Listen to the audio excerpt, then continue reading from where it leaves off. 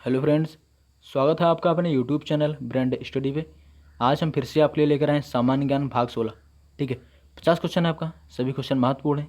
इससे पहले अगर आप चैनल पर नए हैं तो चैनल को सब्सक्राइब कर लीजिए और बेल आइकन जरूर प्रेस करिए, जिससे मैं कोई नया वीडियो बनाऊँ तो आप तक सबसे पहले पहुँच जाए। ठीक है, और वीडियो अच्छा लगे तो लाइक और शेयर करिए। तो चलिए आज का क्वेश्चन स्टार्ट करते हैं। पहला क्वेश्चन देखिए, राज्यसभा की पहली बैठक किस वर्ष संपन्न हुई? राज्यसभा की पहली बैठक किस वर्ष संपन्न हुई? तो 1952 में संपन्न हुआ था। कब हुआ था? 1952 में राज्यसभा की पहली बैठक संपन्न हुई थी। और राज्यसभा का वर्णन है अनुच्छेद 80 में। अनुच्छेद 80 में राज्यसभा का वर्णन है। ठीक है, और राज्यसभा में 250 सीट होते हैं। राज्यसभा में 250 सीट होते हैं। ठीक है, देखो संविधान के अनुच्छेद 80 में राज्यसभा के सदस्यों की अधिकतम संख्या 250 निर्धारित की गई है। संविधान के अनुच्छेद 80 में राज्यसभा के सदस्यों की अधिकतम संख्या 250 निर्धारित की गई है, जिनमें से 12 सदस्य राष्ट्रपति द्वारा नाम निर्देशित किए जाते हैं और अन्य 238 सदस्य, ठीक है, 12 सदस्य राष्ट्रपति द्वारा और अन्य 238 सदस्य राज्यों एवं संघ शासित प्रदेशों, ठीक है, राज्य और संघ राज्य क्षेत्रों के प्रतिनिधि होते हैं। अगला क्वेश्चन देखिए, कैगा में होता है, कैगा में क्या होता है? तो कैगा में नाभिकीय ऊर्जा उत्पादन होता है। क्या होता है? नाभिकीय ऊर्जा उत्पादन होता है कैगा में। अगला क्वेश्चन देखिए, संयुक्त राष्ट्र शिक्षा विज्ञान एवं संस्कृत संगठन का मुख्यालय कहाँ स्थित है?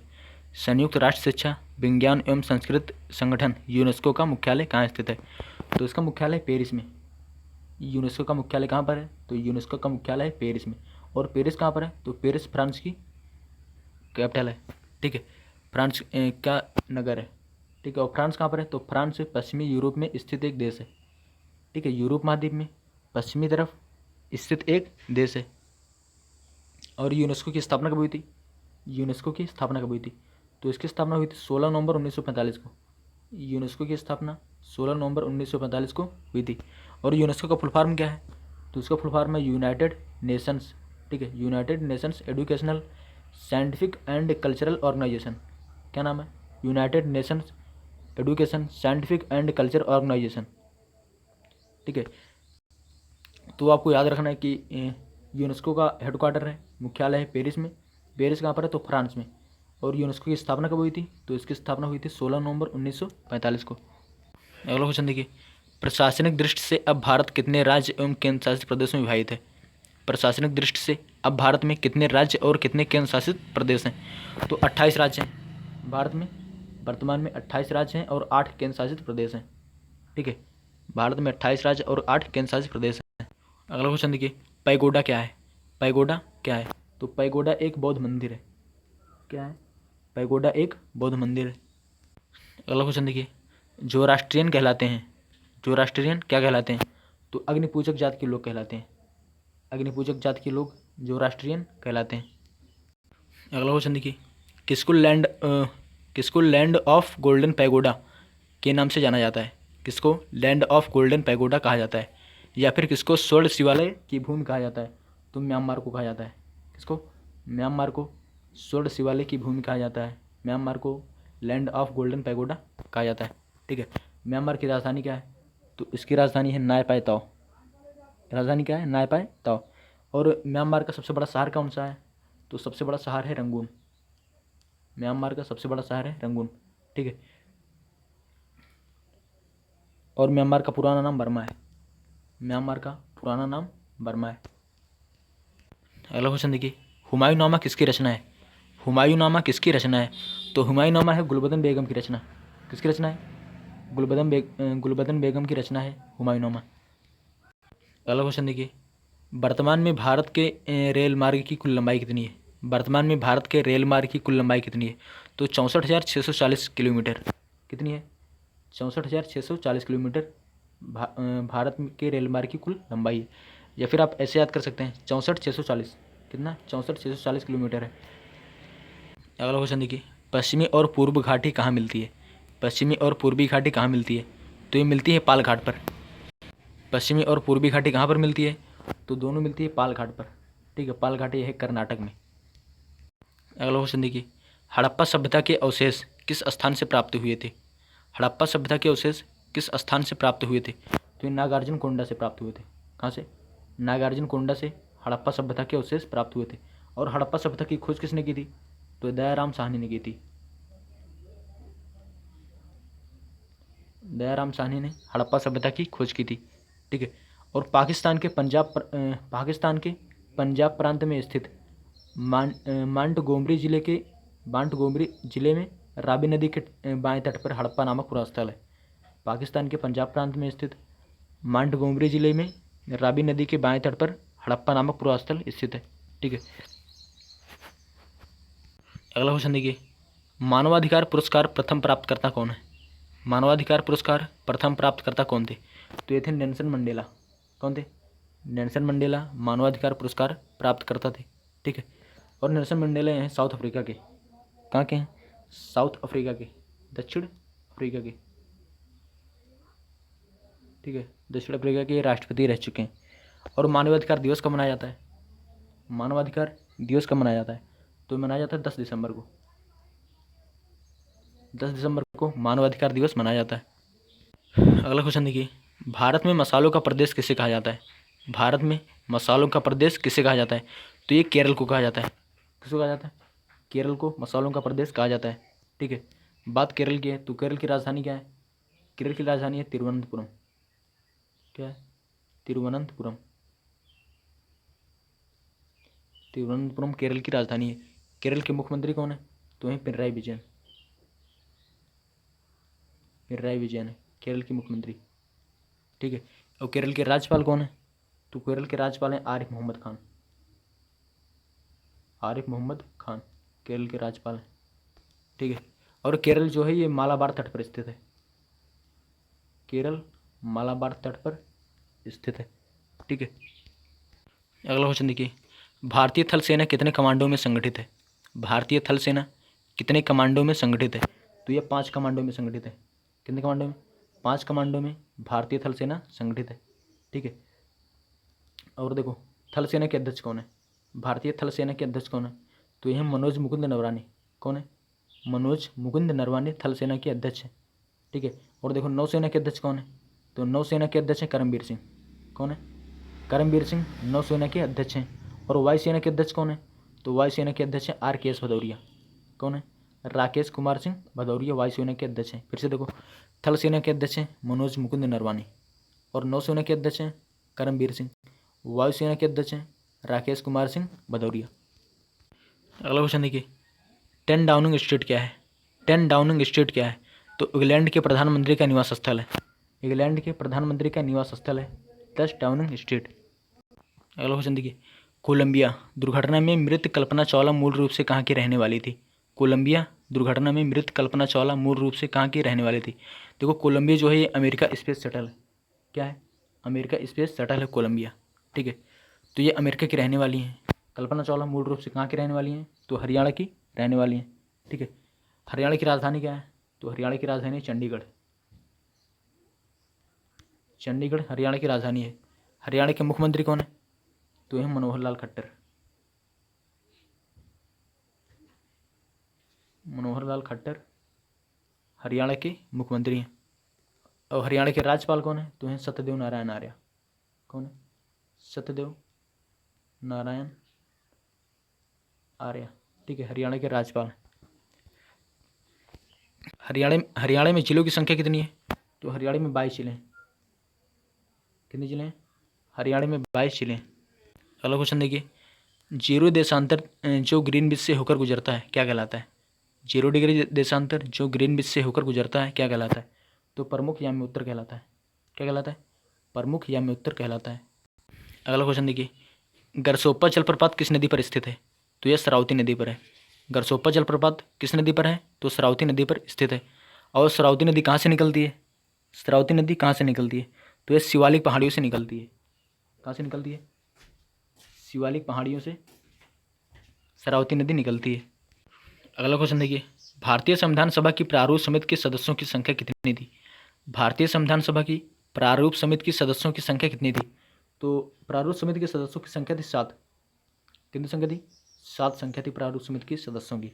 ठीक है। देखो, संविधान जो है, संविधान भारतीय संविधान ये 26 नवंबर 1949 को संविधान सभा द्वारा अपनाया गया। कब? 26 नवंबर 1949 को संविधान सभा द्वारा अपनाया गया। और संविधान कब लागू हुआ? संविधान पूरे देश पर कब लागू हुआ? तो 26 जनवरी 1950 को लागू हुआ था।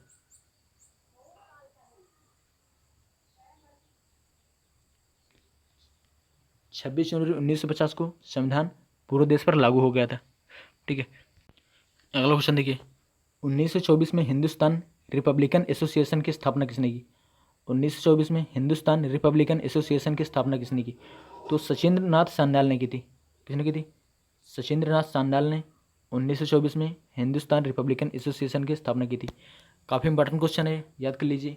ठीक है, एग्जाम में क्वेश्चन आता है कि सचिंद्र नाथ सान्याल ने हिंदुस्तान रिपब्लिकन एसोसिएशन की स्थापना कब की थी? तो ये 1924 में की थी। ठीक है, अगला क्वेश्चन देखिए, ऋग्वैदिक काल में ब्राह्मणों के प्रमुख देवता कौन थे? ऋग्वैदिक काल में ब्राह्मणों के प्रमुख देवता कौन थे? तो ये थे सोम। कौन थे? सोम ऋग्वैदिक काल में ब्राह्मणों के प्रमुख देवता थे। तो जो ऋग्वेद है ना, इसमें 10 मंडल हैं। कितने मंडल? 10 मंडल हैं, 8 अष्टक हैं। 8 अष्टक हैं और 1028 सूक्त हैं।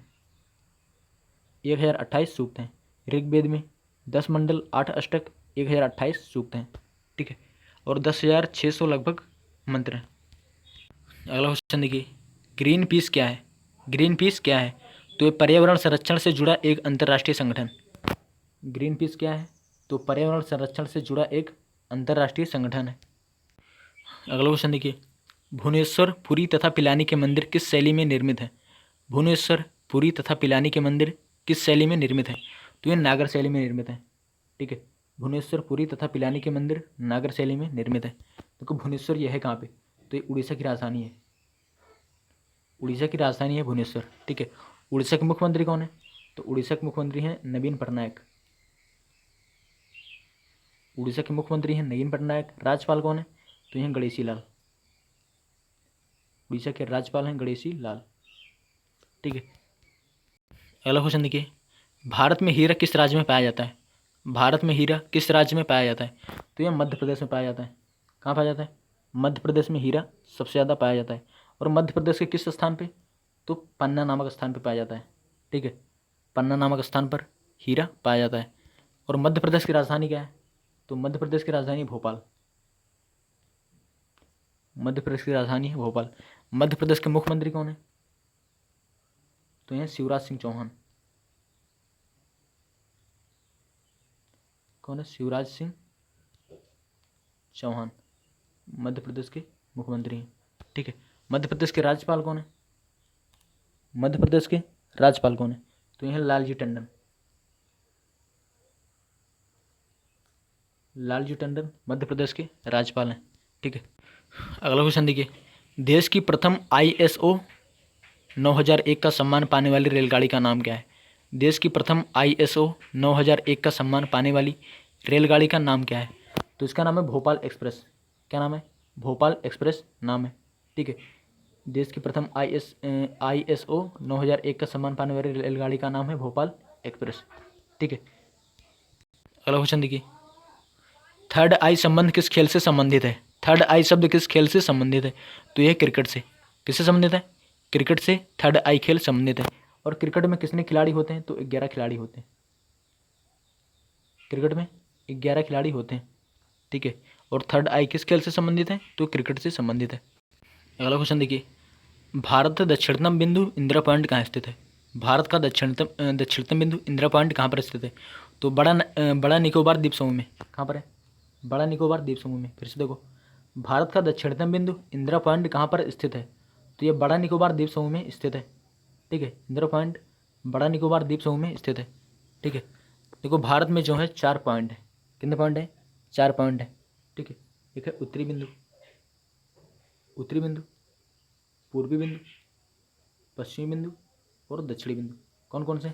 उत्तरी बिंदु, पूर्वी बिंदु, पश्चिमी बिंदु और दक्षिणी बिंदु। ठीक है, और उत्तरी बिंदु क्या कहलाता है? उत्तरी बिंदु कहलाता है इंदिरा कॉल। क्या कहलाता है? इंदिरा कॉल।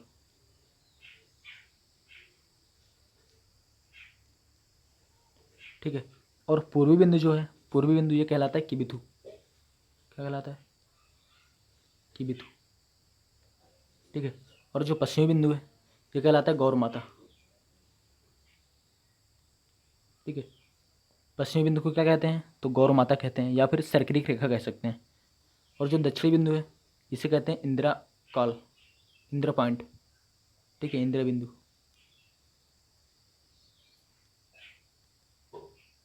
उत्तरी बिंदु क्या कहलाती है? तो इंदिरा काल कहलाती है। पूर्वी बिंदु क्या कहलाती है? तो किबिथु कहलाती है।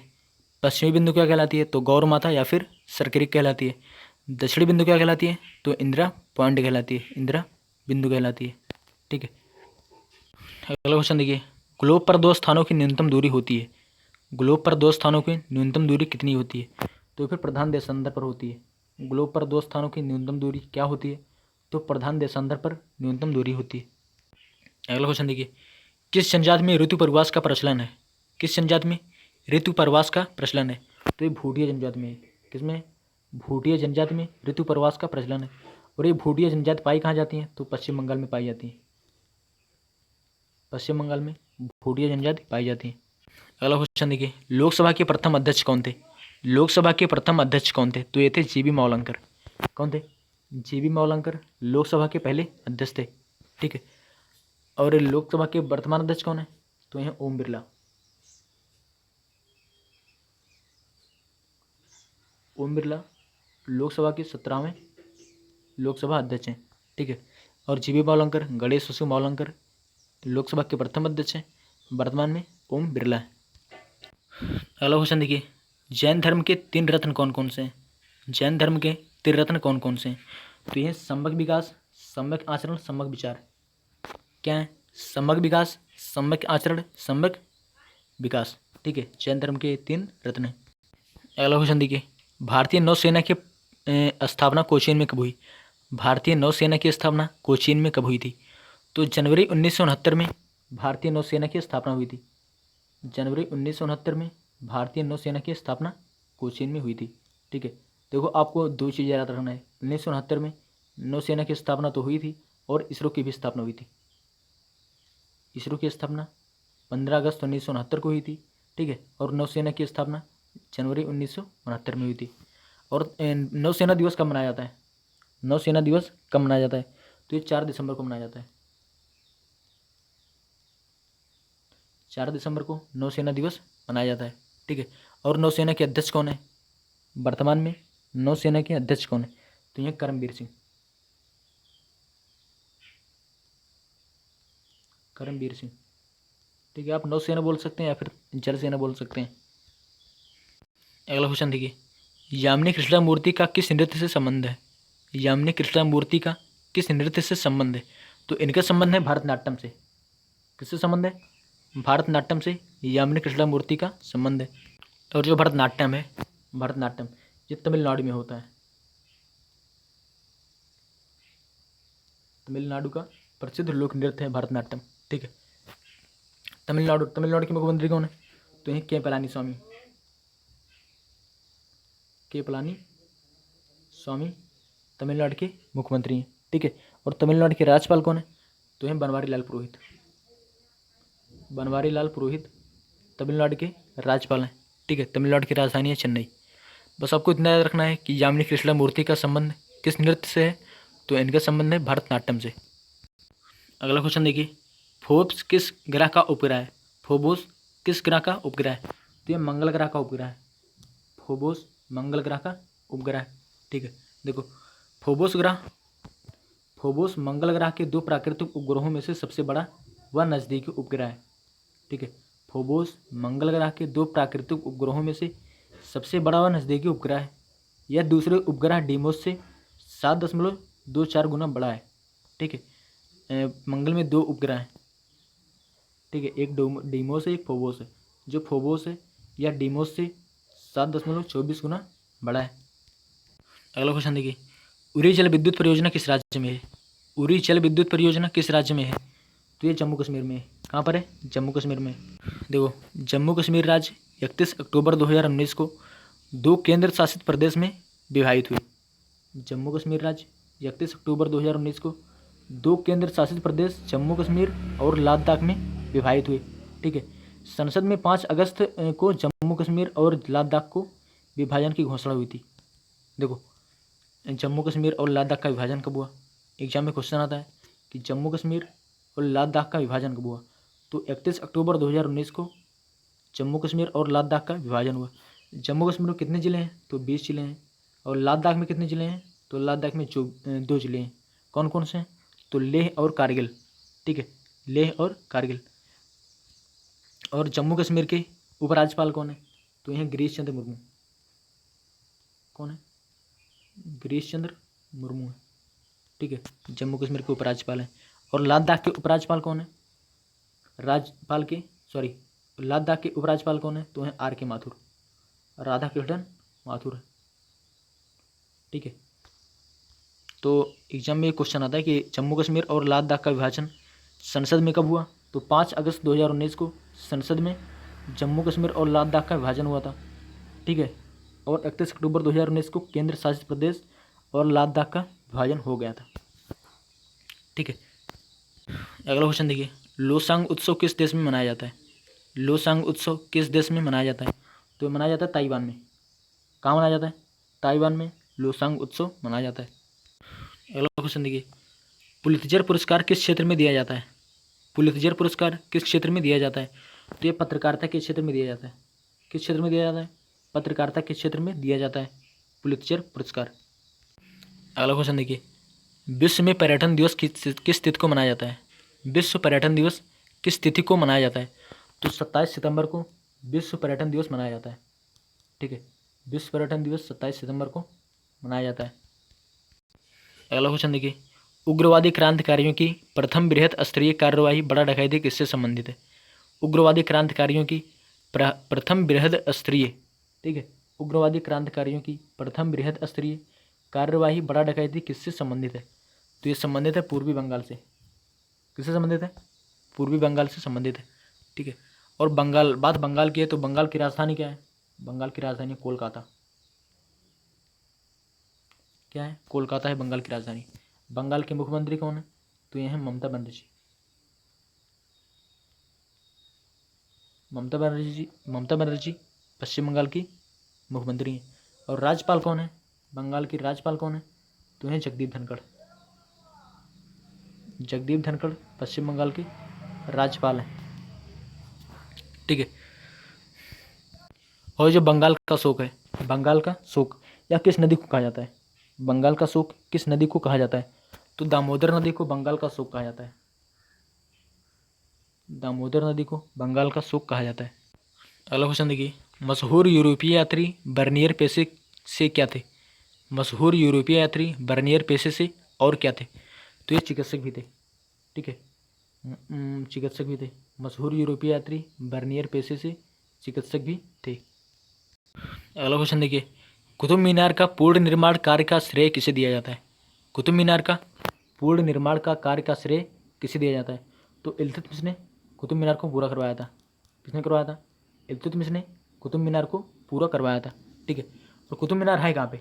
कुतुब मीनार ये है कहाँ पे? तो ये दिल्ली में है। कुतुब मीनार दिल्ली में स्थित है। और कुतुब मीनार की ऊंचाई कितनी है? कुतुब मीनार की ऊंचाई कितनी है? तो इसकी ऊंचाई है 72.5 मीटर। 72.5 मीटर है। अगला क्वेश्चन देखिए, मयूर सिंहासन पर बैठने वाला अंतिम मुगल शासक कौन था?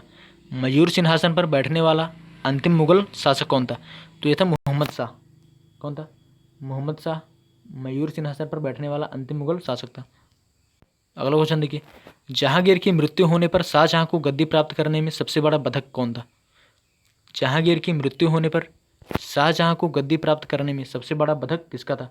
तो शाहरयार का था। किसका था? शाहरयार का था। फिर से देखो, जहांगीर की मृत्यु होने पर शाहजहां को गद्दी प्राप्त करने के बाद शाहजहां को गद्दी प्राप्त करने में सबसे बड़ा श्रेय किसे माना जाता है? तो शाहरयार को माना जाता है। अगला क्वेश्चन देखिए, चालुक्यों की राजधानी क्या थी? चालुक्यों की राजधानी कहाँ थी? तो वाताप में थी। ठीक है, वाताप में चालुक्यों की राजधानी थी। अगला क्वेश्चन देखिए, भारत में दशमलव प्रणाली का आविष्कार किस काल में हुआ? भारत में दशमलव प्रणाली का आविष्कार किस काल में हुआ? तो गुप्त काल में हुआ था। ठीक है, एग्जाम में क्वेश्चन आता है कि दशमलव प्रणाली का आविष्कार किस काल में हुआ था? तो गुप्त काल में दशमलव प्रणाली का आविष्कार हुआ था। ठीक है, अगला क्वेश्चन देखिए, बौद्ध संगीत हीनयान तथा महायान में दो अस्पष्ट एवं स्वतंत्र संप्रदायों में किस बौद्ध संगीत के समय विभक्त हो गया था? तो चतुर्थ बौद्ध संगीत में विभक्त हुआ था। बौद्ध धर्म हीनयान तथा महायान दो अस्पष्ट एवं स्वतंत्र संप्रदायों में किस बौद्ध संगीत के समय विभक्त हो गया था? तो ये चतुर्थ बौद्ध संगीत के समय में विभक्त हुआ था। कब विभक्त हुआ था? चतुर्थ बौद्ध संगीत में हीनयान और महायान में विभक्त हुआ था। ठीक है, और ये जो चतुर्थ बौद्ध संगीत है, चतुर्थ बौद्ध संगीत, ये कहाँ हुआ था? तो ये कुंडलवन में हुआ था। कुंडलवन में चतुर्थ बौद्ध संगीत हुआ था। और ये है कहाँ पे कुंडलवन? तो ये जम्मू कश्मीर में है। जम्मू कश्मीर में कुंडलवन है। ठीक है, और चतुर्थ बौद्ध संगीत के समय शासनकाल किसका था? चतुर्थ बौद्ध संगीत के समय किसका शासनकाल था? तो कनिष्क का शासनकाल था। शासनकाल किसका था? तो शासनकाल था कनिष्क का। ठीक है, और अध्यक्षता किसकी थी?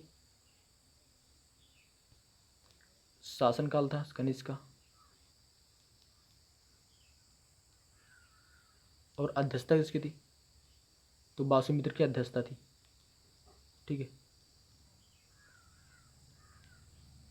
वासुमित्र की अध्यक्षता में और कनिष्क के शासनकाल में चतुर्थ बौद्ध संगीत कुंडलवन में हुआ था। अगला क्वेश्चन देखिए, पूर्वी और पश्चिमी घाट का मिलन बिंदु क्या है? पूर्वी और पश्चिमी घाट का मिलन बिंदु क्या है? तो इसका मिलन बिंदु है नीलगिरी की पहाड़ियाँ। कौन सी? नीलगिरी की पहाड़ियाँ पूर्वी और पश्चिमी घाट का मिलन बिंदु है।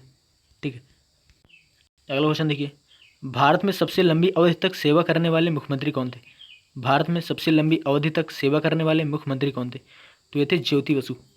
कौन थे? ज्योति बसु भारत में सबसे लंबी अवधि तक सेवा करने वाले मुख्यमंत्री थे। ठीक है, अगला क्वेश्चन देखिए, माउंट आबू में दिलवाड़ा मंदिर किस धर्म का है? माउंट आबू में दिलवाड़ा मंदिर किस धर्म का है? तो ये जैन धर्म का है। किस धर्म का है?